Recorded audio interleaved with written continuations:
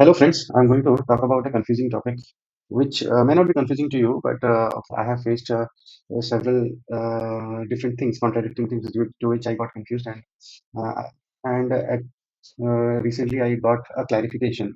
So I thought, okay, let us put the clarity before all of you, so that it will be helpful. So the confusion which I'm talking about, I'll be using Hindi and English both the languages in this video. That is, Ramberg Goldberg model जो है ये क्या है और इसका relevance क्या है और इसमें क्या कंफ्यूजन है और इस वीडियो से आपको क्या कंफ्यूजन से छुटकारा मिलेगा। ये जो रैमबर्ग गॉसगुड मॉडल है ये बेसिकली एक मैथमेटिकल इक्वेशन है। इस मैथमेटिकल इक्वेशन में जो कुछ मेटल्स के ऐसे प्रॉपर्टीज हैं जो कि इसमें ढल जाते हैं, मतलब उस मटेरियल का जो प्रॉपर्टी वेरिएशन है स्ट्रेन, अगर आप देखोगे तो द अगर if you try to get a mathematical equation curve fitting वगैरह करोगे तो you will find that this Ramberg Osgood model is the closest one which represents the material behaviour. तो इससे होता क्या है कि अगर आपके पास एक non linear metal behaviour properties वगैरह है नहीं और आपको चाहिए for the purpose of analysis और for some of the purpose में एफ एनालिसिस वगैरह अगर करना है तो आपको कहाँ से मिलेगा। आप उसको इस मॉडल से बना दो, फिर उस प्रॉपर्टी से। तो ये सब चीज़ें हम इस वीडियो में देखेंगे कि कैसे कोड करना है और कैसे वो नॉन-लीनियर प्रॉपर्टी जनरेट करना है।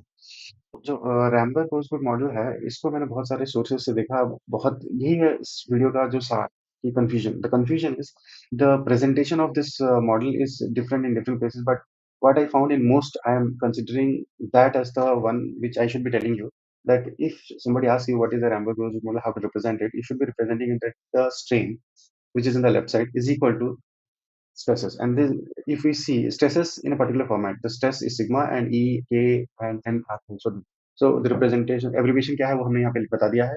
तो ये जो सिग्मा बाई ई है ये इलास्टिक स्ट्रेन को रिप्रेजेंट करता है और जो सेकंड वाला कंपोनेंट है प्लस प्लास्टिक स्ट्रेन। तो प्लास्टिक स्ट्रेन ये जो आया है ये एक्सप्रेशन ये पावर लॉ से आया है। और क्योंकि इसमें एक के है जो स्ट्रेंथ कोफिशिएंट है और एन, हाँ यहाँ पे नोट करने वाली बात है ये जो स्मॉल एन है वो मेटल पैरामीटर है, वो स्ट्रेन हार्डनिंग एक्सपोनेंट नहीं है। और इस वीडियो में मैं स्ट्रेन हार्डनिंग एक्सपोनेंट कैसे कैलकुलेट करते हैं वो भी बताऊंगा। तो ये जो इक्वेशन है इसको फिर जो बाकी रिसर्चर्स हैं उन्होंने बोला कि ये थोड़ा सा कॉम्प्लिकेटेड है, के वगैरह निकालना पड़ता है, तो इसलिए इसका एक एच एन हिल इक्वेशन है जो कि इसी का ही ऑफसेट है, जिसमें भी ये जो अन है वो सेम है। लेकिन इसमें सिर्फ आपको अगर non linear metal form metal curve निकालना है तो इसमें आपको स्ट्रेंथ प्रॉपर्टीज डालना है, मॉड्यूलस डालना है और आपको स्ट्रेंथ स्ट्रेंथ और सिग्मा वाई एच डालना है और मॉड्यूलस डालना है और बस दैट्स इट। और एन निकल जाएगा, अगर अल्टीमेट है तो आपके पास एन निकल जाएगा और एन है तो अल्टीमेट। तो ये कर्व जो है ऐसा निकलेगा। तो कहने का मतलब है कि ये ऐसा हो गया। तो इस वीडियो में हम लोग ये जो कर्व्स हैं हाइपोथेटिकल मटेरियल के लिए मैंने ऐसे निकाला है, ये कैसे निकालते हैं ये सब मैं बताऊँ। X y z hypothetical material है जिसमें अगर आप स्ट्रेस स्ट्रेन कर्व या ट्रू स्ट्रेस स्ट्रेन कर्व निकालें तो कैसे निकालते हैं मैं बताऊंगा। तो ये ट्रू स्ट्रेस स्ट्रेन कर्व का इंपॉर्टेंस क्या है, because when you feed the stress strain curve for a particular FE software, it will be asking in the format of true stress versus plastic strain. So that is the reason we will be requiring the true stress strain curve and the data for the two stage strain curve. ये बहुत बड़ा conversion नहीं है, छोटा सा दो formula अगर आप इसमें पुट कर देंगे तो ये आ जाएगा। तो फिर अभी नेक्स्ट पार्ट क्या है इसमें, ओके और एक चीज इससे जुड़ा हुआ है वो है इनवर्स रैम्बर्ग ऑसगुड मॉडल। तो इनवर्स रैम्बर्ग ऑसगुड मॉडल जो है, पहले रैम्बर्ग ऑसगुड में क्या देखा था हमने, स्ट्रेस जो था वो राइट हैंड साइड में था, इसमें स्ट्रेस जो है लेफ्ट हैंड साइड में आ जाएगा। तो stress is equal to strain some format of the strain. तो उसमें था रैम्बर्ग ऑसगुड में strain is equal to some formatting of the stress. तो ऐसा था, तो बेसिकली इसको उल्टा कैलकुलेशन के लिए यूज होता है। तो इसमें भी एक एन है जो बहुत सारे पेपर्स में एन दिया है, लेकिन इसको एक पेपर में उसको एन आर बताया है और मेरे को ये पेपर इसलिए अच्छा लगा क्योंकि this is not the N, this is something else. So इसलिए इसको एन आर रिप्रेजेंट करना ही बेस्ट है। तो कहीं भी पेपर में एन लिखा है तो वो कंफ्यूजिंग है, तो उस कंफ्यूजन से दूर रहना। जो इनवर्स रैम्बर्ग ऑसगुड मॉडल है उसमें जो एक एक्सपोनेंट रहता है, एक्सपोनेंट मतलब जो ऊपर रहता है पावर जो है उसको एन आर बोलना सही है। तो उस हिसाब से ये हो गया और उसका जो कैलकुलेशन है उसी पेपर में लिखा गया है कि इस इक्वेशन को अगर आप सॉल्व करोगे एक आइटरेटिव प्रोसेस से, तो एनआर को अगर आप सॉल्व करोगे ये मेटल प्रॉपर्टीज वगैरह ई और Young's modulus strain at instant ये सब अगर डाल दोगे, सिग्मा वाई नॉट है क्या है ये, सॉरी सिग्मा नहीं है क्या, इप्सिलॉन नॉट। इप्सिलॉन नॉट का वैल्यू यहाँ इस इक्वेशन में लिखा है ये कि सिग्मा अल्टीमेट बाई ई है ना। तो ये सब चीजें अगर आप डाल दोगे तो you will get the value of n r is the exponent or say metal property or say the uh, the index which is used in the inverse Rambert Osgood model. तो इसका यूज़ है nonlinear metal simulation, crack tip के पास कितनी plasticity है, strain control, fatigue fatigue वगैरह का कुछ simulation करना है, लाइफ फैटिग, लाइफ एस्टिमेशन और मेटल मॉडलिंग। ओके, तो ये जो स्ट्रेन ओके, तो बेसिकली अब थोड़ा-सा एक वेब पे चलते हैं। तो मैं क्या कह रहा था, ये जो भी इक्वेशंस है, ये रैमबर्ग-ओसगुड मॉडल, ये इसका सिम्प्लीफाइड फॉर्मेट है जो कि विकिपीडिया में भी है, बहुत सारे सोर्सेस में है कि के और एन जो मेटल पैरामीटर्स हैं, metal constant depending on the metal, और बाकी सब स्ट्रेस है और ये इन वैसे तो, लेकिन ये थोड़ा-सा कॉम्प्लिकेटेड है तो इसलिए इसको सिम्प्लीफाई किया है एक होलमैन करके किसी रिसर्चर ने। तो इसका फॉर्मेट ये है, होलमैन स्ट्रेन कोएफिशिएंट, जो कि ये फॉर्मेट है। इसी फॉर्मेट को हमने यूज़ किया है कर्व निकालने के लिए, क्योंकि ये सिंपल है। उसके बाद और एक चीज़ बदलना था, ये जो ओके, तो और एक चीज़ पावर लो होता है जो कि स्ट्रेस को प्लास्टिक स्ट्रेन के साथ रिलेट करता है, sigma is equal to k epsilon to the power n. तो इस इक्वेशन से हम ये इक्वेशन बहुत काम की चीज़ है, क्योंकि इसका जो एन है, ये एक्चुअली मेटल बिहेवियर को बहुत ही डिटरमाइन करता है, बहुत ही काम की चीज़ है। तो ये आप इस पे रियलाइज करें, तो इसको कैलकुलेट करना हम इस वीडियो में कवर कर रहे हैं। और ओके, तो ये 2 चीज़ें एम्बर-बोसगुड मॉडल का डिटेलिंग, कन्फ्यूजन ये हम दूर करेंगे, और जो स्टेन स्टेन हार्डनिंग कोएफिशिएंट है, इसको कैसे कैलकुलेट करना है।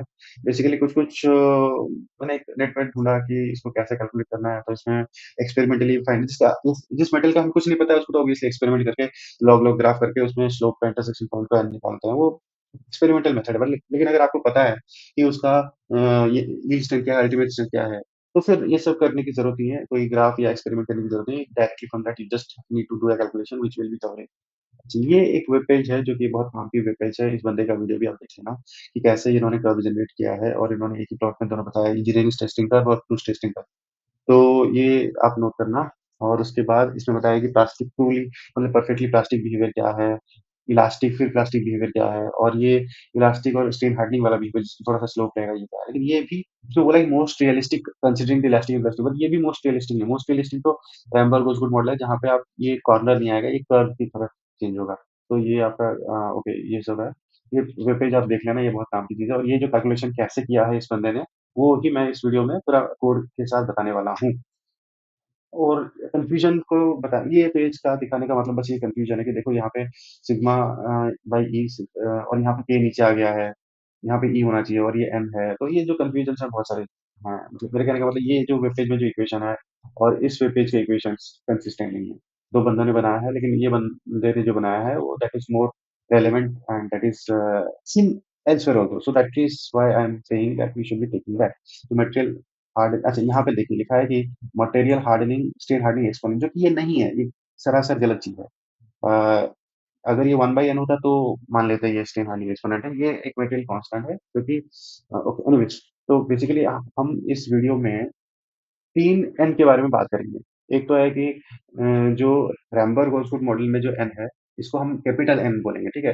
रैमबर्ग-ओसगुड मॉडल का एन जो है कैपिटल, इनवर्स रैमबर्ग-ओसगुड मॉडल है, उसमें एनआर बोलेंगे, उसको भी कैसे कैलकुलेट करना है वो बताएँगे।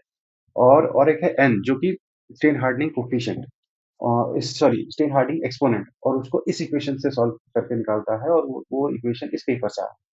तो बेसिकली हम ये 3 एन को कैलकुलेट करना इस वीडियो में बताएँगे।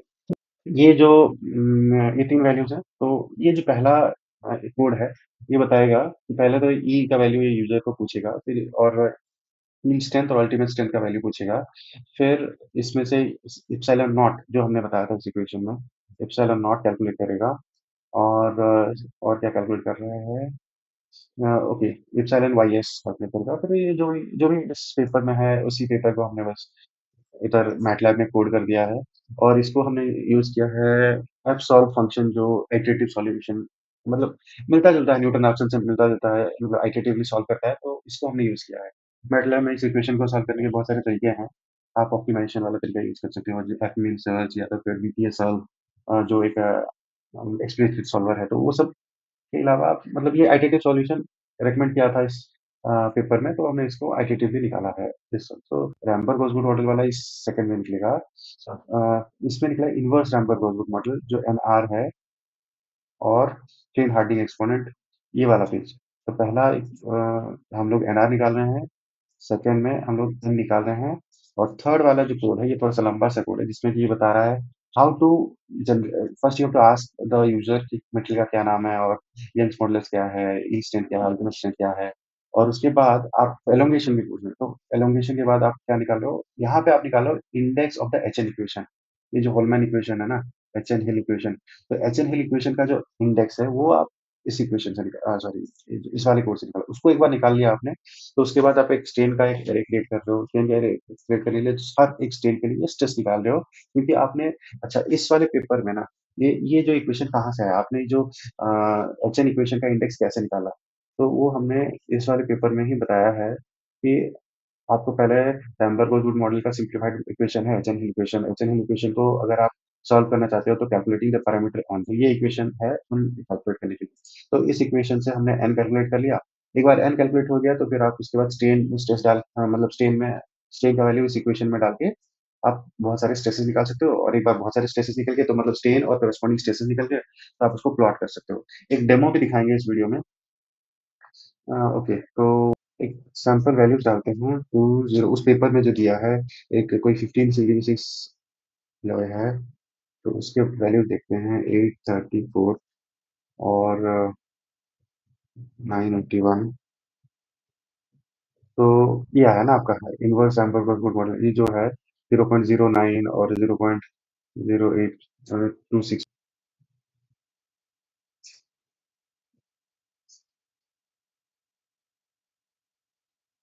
मैच करता है। जैसे कि अगर हम वैल्यूज देखेंगे ना, तो 26 हमारा 26 आया है, इसमें 27, सॉरी 2.72 लिखा है, हमने 2.62 निकाला है, तो वो भी फेयरली करेक्ट है। और ये 0.09 है, तो ये भी फेयरली करेक्ट है। तो बेसिकली हमने इससे बताया कि इस पेपर को हमने रेप्लिकेट किया है, उसमें इनवर्स रैम्बर गोसुट मुझे एनआर है वो कैलकुलेट किया है, स्टेन हार्डनी का ऑप्शन 0.09 है वो भी हमने मैच कराया है। तो ये दोनों वैल्यूज हमने, तो एनआर और एन ये दोनों कैलकुलेट कर दिया। उसके बाद और जो फाइनल वाला जो वेब पेज वाला था, कि आपको अगर एक मेटल प्रॉपर्टी है, मेटल प्रॉपर्टी, सब इसी मेटल की प्रॉपर्टी का कर्व निकालते हैं। जैसे कि इस मेटल का नाम था, अ, एक उसकी- इस मेटल का नाम है, चलो, हाई स्ट्रेंथ लो एलॉय स्टील है ना। इस मेटल का नाम है हाई स्ट्रेंथ लो एलॉय स्टील, इसका यंग्स मॉडुलस है 206010, और इसका यील्ड स्ट्रेंथ है 834 MPa, और इसका अल्टीमेट स्ट्रेंथ है 981। तो आपका यहाँ पे परसेंटेज एलिमिनेशन भी पूछता है, तो we can put it at 9%। तो आपका आरओ जो, हाँ देखिए, अब ये एन है, ये है एच एन हिल इक्वेशन वाला एन, और इसमें जो एन का वैल्यू है, ये एनआर से काफी बड़ा है। जो एनआर था इनवर्स एम्बर्गो जॉर्ड मॉडल का, जो एन है वो है 2.62, 6.63, ये है लेकिन 23 है। तो ये वैल्यू, ये तीन, कहने का मतलब है इस वीडियो में कि ये जो तीन वैल्यूज थे हमारा, ये ग्राफ बन रहा है, ये बिजी है, बन रहा है। तो इस तीन इक्वेशन वो बन जाएगा जब मैं दिखा दूंगा। तो इस, ये जो तीन एन की बात हो रही है, इस इक्वेशन का जो ये एन है रैम्बर्ग एल, और इनवर्स रैम्बर्ग मॉडल का जो एन आर है, और स्टेन, ये पावर लो जो रहता है ना, पावर लो, हाँ, वेब पेज में दिखाया था, पावर लो, ये जो है sigma is equal to k epsilon to the power n. ये जो तीन एन है, ये अलग अलग एन है, और इनको कैसे कैलकुलेट करना है इस वीडियो में दिखाया है। ये कोड तो मैंने अपने वीडियो में ऑलरेडी इंक्लूड कर ही दिया है। तो कोई करना चाहे तो कर ले, और कोई हेल्प चाहिए तो मेरे को मैसेज करे। और इस वीडियो बनाने का मकसद यही था, क्योंकि कल मेरे चैनल को किसी ने सब्सक्राइब कर दिया, और उससे एनकरेजमेंट लेके मैंने वीडियो बना दिया। नहीं, ये तो काम करता है, कोई सब्सक्राइब या लाइक या कुछ कर दे, कमेंट वगैरह कर दे, तो लगता है कि लोग इंटरेस्ट ले रहे हैं, तो बनाते हैं और भी करते हैं, है ना? तो ये हो जाता है। एक बार आप ये कर्व अगर बना दो, उसके बाद आपको अगर कोई वैल्यूज वगैरह चाहिए, तो मैटलैब में आप यहाँ से जाके उस वैल्यू को एक्सट्रैक्ट कर लो, एक्सेल शीट पे पेस्ट कर लो, फिर जो जैसा मर्जी आपको किसी सॉफ्टवेयर में डाल सकते हो। तो ये है the basic method of doing all the calculations to get the material curve, not only graphically but also in a tabular format, in a Excel format, where you can, I think I pressed the wrong key, where you can get all the required things. So that's all for this video. Thanks a lot for watching.